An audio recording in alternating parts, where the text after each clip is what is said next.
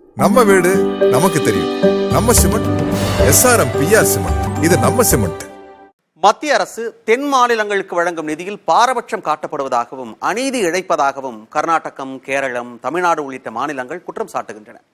இது பற்றிய சில கேள்விகளுக்கு மத்திய அரசின் ஓய்வு பெற்ற வருவாய்த்துறை செயலாளர் நாராயணனிடம் பதில் பெறலாம். வணக்கம் சார். நிதிக்குழுவின் பரிந்துரைப்படி மாநிலங்களுக்கு நிதி பகிர்வு தரப்படுவதில்லை அப்படின்னு தென் மாநிலங்கள் தொடர்ச்சியாக குற்றச்சாட்டுகளை முன்வைக்கிறாங்க. இதுக்கு என்ன காரணம் சார்? நிதிக்குழு என்பது கான்ஸ்டிடியூஷன் படி உருவாக்கப்படும் ஒரு குழு. இதுவரை 15 நிதிக்குழுக்கள் உருவாக்கப்பட்டுள்ளன. 5 ஆண்டுக்கு ஒரு முறை நிதிக்குழுக்கள் உருவாக்கப்பட்டு சென்டர் ஸ்டேட், அதாவது யூனியன் அண்ட் ஸ்டேட்ஸ் பகிர்ந்து ரிசோர்சஸ் பகிர்ந்து அளிக்கும் அவங்க முறையை அவங்க எடுத்து வரைக்கிறாங்க. அது ஒரு கான்ஸ்டிடியூஷனல் ரிப்போர்ட். நிதிக்குழுவின் பரிந்துரைப்படி நிதி பகிர்ந்து அளிக்கவில்லை என்பது இட் இஸ் இம்பாசிபிள். ஏனென்றால் அது பார்லிமெண்ட்ல அக்செப்ட் பண்ணி அந்த ரிப்போர்ட்டை பார்லிமெண்ட்டை ரெக்கார்ட் பண்ணி அது கான்ஸ்டிடியூஷனல் ரிக்குவயர்மெண்ட். அதனால அது ஒரு factually it is not possible. இடைக்கால பட்ஜெட்ல மாநிலங்களுக்கான நிதி பகிர்வுல 20 விழுக்காடு குறைக்கப்பட்டது ஏன்? மாநிலங்களுக்கான நிதி பகிர்வுல வருத்தம் ஏற்படுவதற்கான காரணங்கள்னா என்னென்னலாம் சொல்லலாம் சார்? மாநிலங்களுக்கு நிதி கொடுப்பது என்பது 2 முறையாக கொடுக்கப்படுது. ஒன்று, இந்த நிதிக்குழு பரிந்துரைப்படி states get 42% of the total revenues. அது கம்பல்சரி. அது 5 ஆண்டுக்கு ஒரு முறை. அது மாறுபடும். இப்ப புது நிதிக்குழு உருவாக்கியிருக்காங்க. இவங்க அதை மாற்றலாம், இன்க்ரீஸ் பண்ணலாம், ரெடியூஸ் பண்ணலாம்.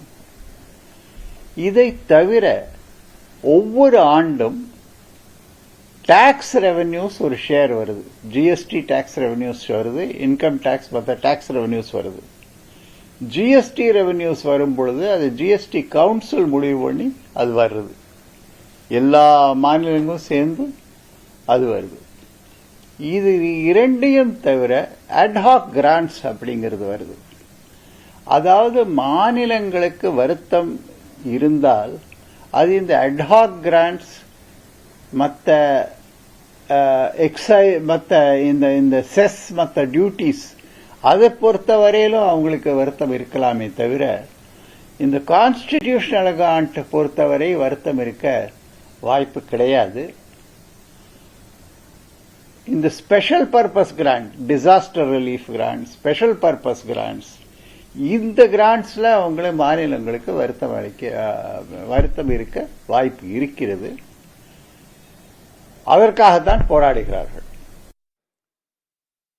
அடுத்ததா, வெள்ள நிவாரணத் தொகையை முழுமையா ஒதுக்காம போனதுக்கு என்ன காரணம் சார்? வெள்ள நிவாரணத் தொகை ஒதுக்கிறது அப்படிங்கிறது அதுவும் 2 விதமா ஒதுக்கப்படுகிறது. ஒன்னு, நேஷனல் டிசாஸ்டர் ரிலீஃப் அமௌண்ட் அப்படிங்கிறது ஒரு மொத்த அமௌண்ட், ஒவ்வொரு ஆண்டும் நிர்ணயிக்கப்பட அமௌண்ட்.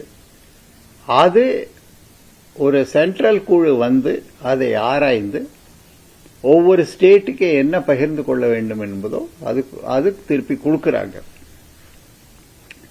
இரண்டாவது, ஸ்பெஷல் பர்பஸ். ஸ்பெஷல்னா அதாவது ஒரு ஸ்டேட்ல நமக்கு அதிக பாதிப்பு ஏற்பட்டாலோ அல்லது அவங்க அதாவது எதிர்பாராத ஒரு நிகழ்ச்சி, ஒரு சுனாமி அந்த மாதிரியான நிகழ்ச்சி ஏற்பட்டாலோ அதிகமாக அவங்க கொடுக்க வாய்ப்பு இருக்கு.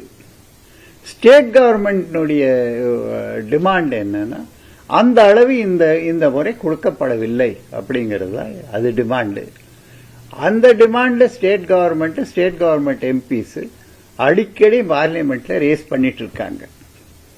சோ அது ஒரு சென்டர் ஸ்டேட் ஒரு டிஸ்கஷன்ல அது நடந்துட்டு இருக்கு.